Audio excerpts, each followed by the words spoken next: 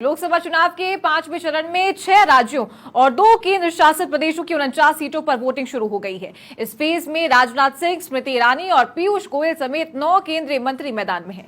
तो वहीं रायबरेली से वायनाड सांसद राहुल गांधी भी चुनाव लड़ रहे हैं। 2019 में इन सीटों पर सबसे ज्यादा भाजपा ने 32, शिवसेना ने 7, टीएमसी ने 4 सीटें जीती थी। कांग्रेस केवल यूपी की रायबरेली सीट जीत पाई थी और अन्य को 5 सीटें मिली थी। चुनाव आयोग के मुताबिक इलेक्शन के 5वें फेज में 695 कैंडिडेट्स मैदान में हैं। इनमें 613 पुरुष और 82 महिला उम्मीदवार हैं। 543 लोकसभा सीटों में चौथे फेज तक 380 सीटों पर मतदान हो गया है। तो 20 मई तक कुल 429 सीटों पर मतदान पूरा हो जाएगा। बाकी 2 चरणों में 114 सीटों पर वोटिंग होगी।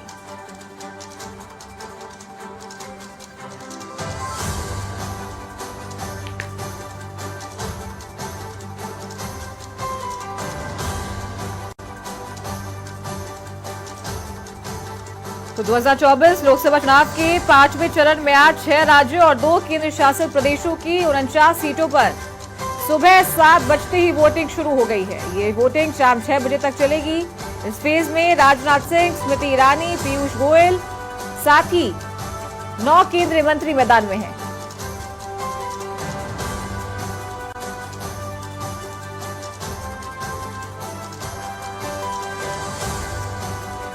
तो 5वें चरण के मतदान के बाद कुल 429 सीटों पर मतदान पूरा हो जाएगा और बाकी 2 चरणों में 114 सीटों पर वोटिंग होगी।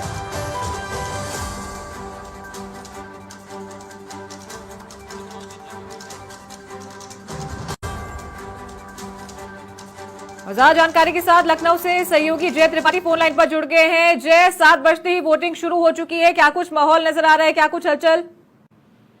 देखिए चारू, आपको बताना चाहेंगे कि जिस तरीके से आज राजधानी लखनऊ में 5वें चरण का मतदान है और उत्तर प्रदेश के 14 जिलों में आज मतदान होने जा रहा है। आपको बताते चले 7 बजे से मतदान प्रारंभ हो गया है और लोगों की लंबी लंबी कतारें साफ दिखाई पड़ने लगी हैं कि लोगों में जागरूकता साफ दिखाई पड़ रही है कि इस बार जो वोटिंग है, वोटिंग परसेंटेज कहीं न कहीं बढ़ने की भी उम्मीद लगाई जा रही है। अगर हम बात करें लखनऊ की, तो लखनऊ से भारतीय जनता पार्टी के प्रत्याशी राजनाथ सिंह और दूसरी तरफ अगर हम बात करें इंडी गठबंधन के प्रत्याशी रविदास मेहता में कहीं ना कहीं एक बड़ी जोड़ तोड़ नजर आ रही है। अगर माना जाए तो कहीं ना कहीं जैसे कैसे राजनाथ सिंह एक बड़ा चेहरा है, लेकिन इंडी गठबंधन भी कहीं ना कहीं मुकाबला करने की पूरी तैयारियों के साथ दिखाई पड़ रहा है। प्रशासन की बात करने चाहूं तो प्रशासन पूरी तरह से मुस्तैद है और भीषण गर्मी के चलते निर्वाचन आयोग ने पूरी तैयारियां कर ली हैं। चाहे वो हम शीतल पेयजल की बात करें, जगह जगह पे जहां भीड़ भाड़ है या गर्मी का मौसम है वहां टेंट आदि की व्यवस्था की गई है। और तो कहीं ना कहीं माना जाए लखनऊ में पूरी तरह से व्यवस्थाएं कर ली गई हैं और ये भी है कि लोगों को जागरूक किया जा रहा है और उम्मीद ये जताई जा रही है कि उत्तर प्रदेश की राजधानी लखनऊ में जो वोटिंग परसेंटेज है वो बढ़ने वाला है और कहीं ना कहीं आज का जो मतदान है वो मतदान बड़ी जोर शोर से होने वाला है। जी चारू। जय त्रिपाठी, अगर बात करें तमाम जो नेता है उनके वोटिंग टाइमिंग की, तो कितने बजे राजनाथ सिंह वोट डालने के लिए पहुंचेंगे? देखिए लगातार अगर हम बात करें तो राजनाथ सिंह स्कॉलर होम में पहुंचेंगे, 10:15 बजे वोटिंग करते हुए नजर आएंगे। कल वर्तमान स्थिति में मायावती की अगर हम बात करें तो मायावती वोट डालने वाली हैं और इसके बाद उप मुख्यमंत्री ब्रजेश पाठक जो है 7:30 बजे जो है वोटिंग करेंगे और बात करें अपर्णा यादव भी 9:15 बजे के आसपास वोट करते हो। अगर उसी पल में आपको बता दें, चाहे नीरज सिंह हो, चाहे वो पंकज सिंह हो, सभी लोग वोट करते हुए नजर आएंगे। तो जो बड़े बड़े चेहरे हैं वो माना यह जाए कि 11 बजे तक सभी लोग जागरूकता के साथ मतदान करते हुए नजर आएंगे और उम्मीद ये है कि आज जिस तरीके से लोग जागरूक होकर मतदान कर रहे हैं तो उत्तर प्रदेश की कहीं न कहीं छवि और तस्वीर को बदलने के लिए पूरी तरह से तैयारियां की गई हैं और सभी लोग वोटिंग करते हुए नजर आ रहे हैं। जय, अगर बात करें यूपी में आज चुनाव है, कौन कौन सी हॉट सीटें हैं जहां पर कड़े मुकाबले की टक्कर देखी जाएगी इस बार? देखिए अगर हम बात करें तो सबसे पहले अगर हम बात कर लें तो हॉट सीट में अगर हम बात करें लखनऊ की, एक तरफ रक्षा मंत्री राजनाथ सिंह, दूसरा इंडी गठबंधन रविदास मेहता। इसी तरीके से अगर हम बात करें अमेठी की, अगर हम बात कर लेते हैं तो अमेठी में स्मृति ईरानी है और दूसरी तरफ केएल शर्मा है। और अगर हम रायबरेली की बात कर लेते हैं तो रायबरेली में भी कहीं न कहीं कांग्रेस का गढ़ माना गया है और वहां पर से राहुल गांधी चुनाव लड़ते हुए नजर आ रहे हैं और दूसरी तरफ से दिनेश प्रताप सिंह नजर आ रहे हैं। तो कुल मिला के अगर देखा जाए तो कई ऐसी सीटें, 14 सीटों में से लगभग 9 से 10 सीटें हैं जिस पर कड़ा मुकाबला होने की पूरी संभावनाएं नजर आ रही हैं। और देखना ये होगा कि भारतीय जनता पार्टी जो अपने वर्चस्व को बनाए है, क्या उस वर्चस्व पे कायम रह सकती है या नहीं रह सकती है। दूसरी तरफ अगर बात करें तो इंडी गठबंधन भी पूरे जोर शोर से तैयारी कर चुका है और इंडी गठबंधन भी कहीं न कहीं कड़ा मुकाबला देते हुए नजर आ रहा है। हालांकि अब जिस तरीके से चारू अगर हम बात करें तो जिस तरीके से मुकाबला होगा, उस मुकाबले के बाद देखना ये होगा कि आखिर भारतीय जनता पार्टी तीसरी बार अपने फतेह कर पाती है कि नहीं, और इंडी गठबंधन कहीं न कहीं जो 400 पार के नारे को रोकने का प्रयास कर रही, उसमें कितना सफल होती हुई नजर आती है। जी चारू। ठीक है जी, अगर बात करें निर्वाचन विभाग की तैयारियों की पूरी, तो क्या क्या व्यवस्थाएं की गई है? क्योंकि देख सकते हैं गर्मी अपने तेवर दिखा रही है, तो लोग ज्यादा से ज्यादा मतदान करने के लिए पहुंचे। क्या कुछ इंतजाम किए गए हैं इसके लिए? चारू, बिल्कुल आपको बताना चाहेंगे, निर्वाचन आयोग की बात करें, निर्वाचन आयोग पहले से ही जागरूक नजर आ रहा है। जब भी कहीं पर भी वोटिंग होनी होती, चाहे पहले चरण से लेकर अब 5वें चरण तक की अगर हम बात करें, तो सबसे पहले एक दिन पहले प्रेस कॉन्फ्रेंस करके पूरी जानकारी देते हैं कि आखिर किस तरीके से कहाँ तैयारियां की गई। 5वें चरण की अगर हम बात करें तो 5वें चरण की बात करें तो जिस तरीके 14 जिलों में पूरी तरह से संपूर्ण व्यवस्थाएं की गई हैं। गर्मी भीषण होने के कारण आपको बता दें, जहां पर खुले स्थानों में वोटिंग मतदान हो रहा है वहां पर टेंट आदि का उपयोग किया गया है। और वहीं अगर हम बात करें भीषण गर्मी में लोग आएंगे तो उनके लिए शीतल पेयजल की व्यवस्था की गई है। साथ में अगर हम विकलांग लोग हैं या ऐसे लोग हैं, उनके लिए बाइसिकल का प्रयोग किया गया है, लोग घरों से निकल के आ सकें, उन चीजों का विशेष ध्यान देने के लिए निर्वाचन आयोग ने सारी व्यवस्थाएं की हैं। अगर 80 साल से अगर ऊपर का व्यक्ति है तो उसको घर पे ही वोटिंग करने की सुविधा प्रदान कर दी गई। तो अगर हम चारों बात करें, निर्वाचन आयोग पूरी तरह से सक्रिय नजर आ रहा है और जागरूक नजर आ रहा है। वो कोई भी कसर नहीं छोड़ना चाहता है, पूरी तरह से मतदान को शांतिपूर्ण व्यवस्था के साथ समाप्त कराना चाहता है। और देखना ये होगा कि आखिर जिस तरीके से वो जागरूक होकर और लगातार अभी तक जो चुनावों में कहीं न कहीं शांतिपूर्ण संपन्नता के साथ कराया है, ऐसे में आज ये 5वें चरण में जो सारी सुविधाओं के साथ किस तरीके से पूरी तरह से शांतिपूर्ण कराता हुआ नजर आता है। जी चारू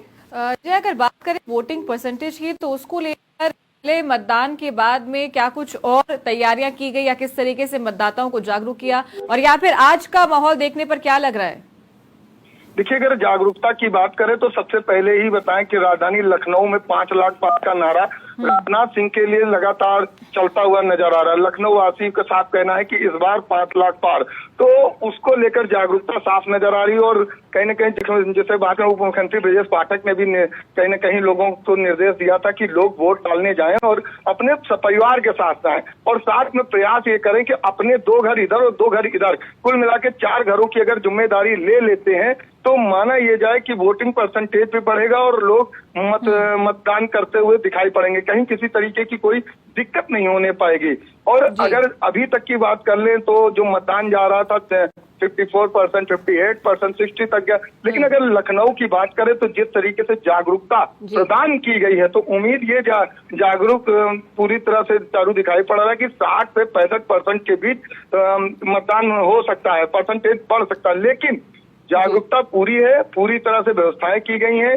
बस हालांकि ये देखना है कि जो भी वोटर हैं, वोटरों को घरों से निकालना है और वहाँ मतदान केंद्र तक पहुंचाना है। और जिस तरीके से पूरी व्यवस्थाएं उसको लेकर कहीं न कहीं कर दी गई हैं। लखनऊ के साथ साथ 14 जिलों की अगर हम बात करें, 14 जिलों में पूरी तरह से सारी व्यवस्थाओं के साथ, शांतिपूर्ण व्यवस्था के साथ कहीं न कहीं चुनाव कराने की प्रक्रिया। और लखनऊ की हम बात कर लें तो जिलाधिकारी सूर्यपाल गंगवार कल से ही लगातार निरीक्षण करते हुए नजर आ रहे हैं। रोशन जैकब मंडल आयुक्त भी साथ में उनके निरीक्षण करते हुए नजर आ रही है। वो ये देख रही कहीं किसी तरीके की कोई दिक्कत न होने पाए, कोई परेशानी न होने पाए, इन चीजों का विशेष ध्यान दिया जा रहा है। और साथ ही आपको बता दें, जब 6 बजे चुनाव का वो मतदान होगा, उसके बाद ईवीएम को पूरी तरह से पूरी सावधानी सहित यथा स्थान पहुंचाने का प्रयास रहेगा। प्रशासन पूरी तरह साथ रहेगा, प्रशासन पूरी तरह जिस वजह से जागरूक दिखाई पड़ रहा है और कहीं न कहीं किसी तरीके की कोई चूक ना हो, इन चीजों की विशेष ध्यान रखते हुए आज का मतदान कराया जा रहा है। जी चारू जी, बात करें कितने पोलिंग बूथ इन 14 जिलों के लिए बनाए गए हैं जहां पर वोटिंग है आज?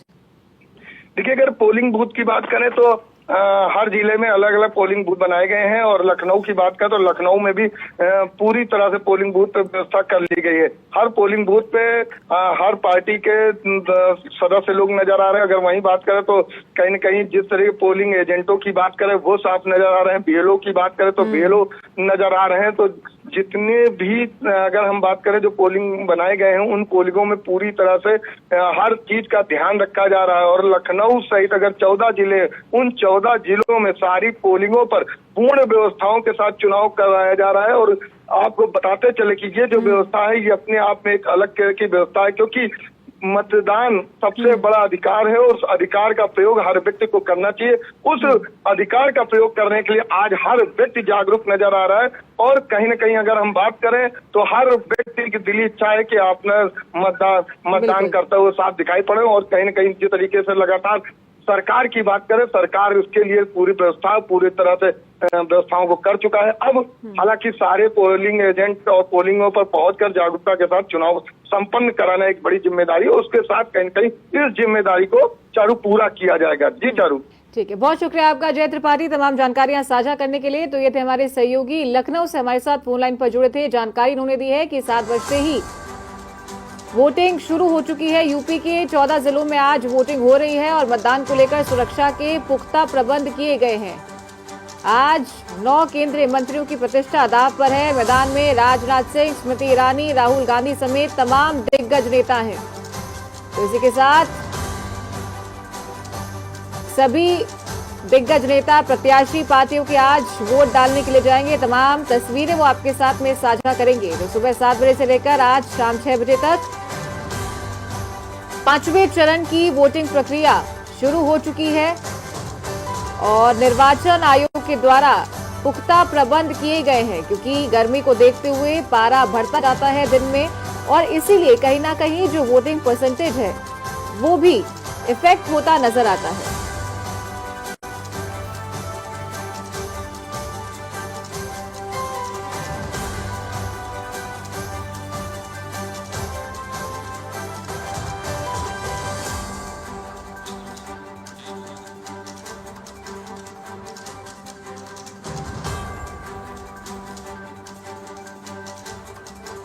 तो पिछले फेजेस की अगर बात करें तो मतदान प्रतिशत कम होने के चलते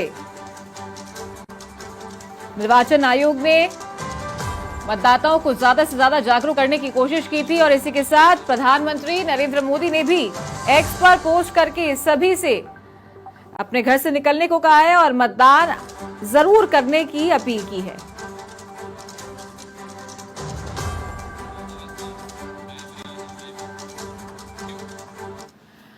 और इसी के साथ मनीष अवस्थी हमारे सहयोगी रायबरेली से लाइव जुड़ गए। मनीष, 7 बजे से वोटिंग शुरू हो चुकी है, कहां मौजूद हैं आप, कौन से बूथ पर हैं और क्या कुछ हलचल नजर आ रही है?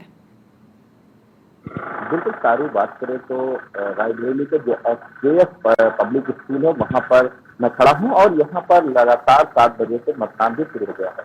ये 5वें चरण का मतदान है, क्योंकि रायबरेली सहित अन्य जनपदों पर भी आज मतदान शुरू हो गया है। फिलहाल जिस तरह की यहाँ पर चाक चौबंद व्यवस्थाएं प्रशासन ने कर रखी है और जो मतदान बढ़ाने का स्कीम है वो भी लगातार जो प्रशासन है वो कर रहा है कि आप ज्यादा से ज्यादा मतदान करें। इसके लिए जो प्रशासन है रायबरेली का वो लगातार प्रयास रखते हैं। और बात करें तो जिस तरह से एसजीएफ पब्लिक स्कूल में खड़े हैं तो 7 बजे से मतदान शुरू हो गया है और इसमें कुछ नए मतदाता भी है, कुछ पुराने भी मतदाता है और मतदान करने के बाद लोग अब बाहर निकलना भी शुरू हो गए हैं और कुछ लोग अंदर भी जाना शुरू हो गए हैं। अगर हम तारू बात करें तो जिस तरह से एसजीएफ पब्लिक स्कूल में हम दिखाना चाहेंगे, जिस तरह से यहाँ लोग, तो मेरे पीछे आप देख सकते हैं कि यहाँ पर लगातार लोग आ भी रहे हैं, जा भी रहे हैं और मतदान करते हुए नजर आ रहे हैं। तो ये तारू लगातार मतदान, आज ये 20 मई का मतदान है और लगातार ये मतदान चलता रहेगा लगभग शाम के 5 बजे तक। तो ये 5 बजे तक जो मतदान है वो लगातार चलेगा और मतदाता जो भी है बड़ी बड़ी हंसी खुशी के साथ आ भी रहा है और मतदान भी कर रहा है। तारू जी मनीष, अगर बात करें प्रत्याशियों की तो क्या कुछ समय उनका रहने वाला है? कितने बजे वो लोग कौन से बूथ पर वोट डालने के लिए पहुंचेंगे? जी बिल्कुल, बात करें तो जिस तरह से यहाँ पर रायबरेली के जो प्रत्याशी है भाजपा से दिनेश प्रताप सिंह है, कांग्रेस से राहुल गांधी खुद मैदान में है और दोनों में जोरदार टक्कर है।